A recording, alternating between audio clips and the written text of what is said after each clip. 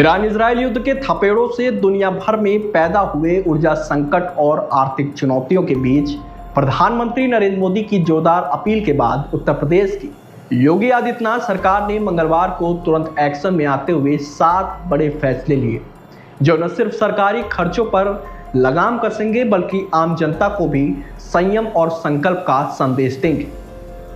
राजधानी लखनऊ में अपने आवास पर प्रमुख विभागों के अतिरिक्त मुख्य सचिवों और प्रधान सचिवों के साथ अहम बैठक के बाद मुख्यमंत्री योगी आदित्यनाथ ने साफ कहा कि वैश्विक संकट के इस वक्त में हर स्तर पर बचत और अनुशासन जरूरी है।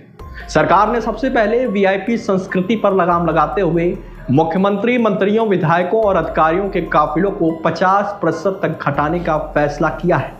अब हफ्ते में एक दिन इन सभी को पब्लिक ट्रांसपोर्ट, बस या मेट्रो का इस्तेमाल अनिवार्य रूप से करना होगा।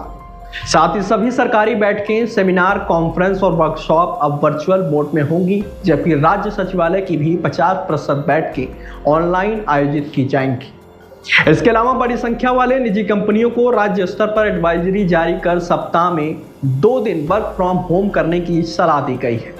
वहीं मुख्यमंत्री योगी आदित्यनाथ ने जनता से भी 10 अहम अपीलें की हैं। उन्होंने कहा कि हर हफ्ते एक दिन नो व्हीकल डे मनाया जाए, पेट्रोल, डीजल और बिजली का बेवजह इस्तेमाल को रोका जाए, सजावटी लाइटें कम जलाई जाएं और अनावश्यक सोने की खरीदारी पर ब्रेक लगाया जाए। दरअसल प्रधानमंत्री नरेंद्र मोदी ने 10 और 11 मई को देश को संबोधित करते हुए ठीक यही बात कही थी कि पड़ोसी देश में चल रहे युद्ध के कारण पेट्रोल, डीजल के दाम आसमान छू रहे हैं। भारत जैसे तेल आयात पर निर्भर देश को इस संकट से निपटने के लिए work from home, public transport और सोने की खरीद पर अंकुश जैसे उपायों की सख्त जरूरत है। ऐसे में योगी सरकार के इन फैसलों से न सिर्फ सरकारी खजाने पर बोझ कम होगा बल्कि पूरे प्रदेश में ऊर्जा बचत की एक नई संस्कृति विकसित होने की उम्मीद है। वहीं यह कदम प्रधानमंत्री नरेंद्र मोदी के विजन को धरातल पर उतारने का सशक्त उदाहरण है, जहां वैश्विक संकट को अवसर में बदलते हुए आत्मनिर्भरता और संयम को बढ़ावा दिया जा रहा है।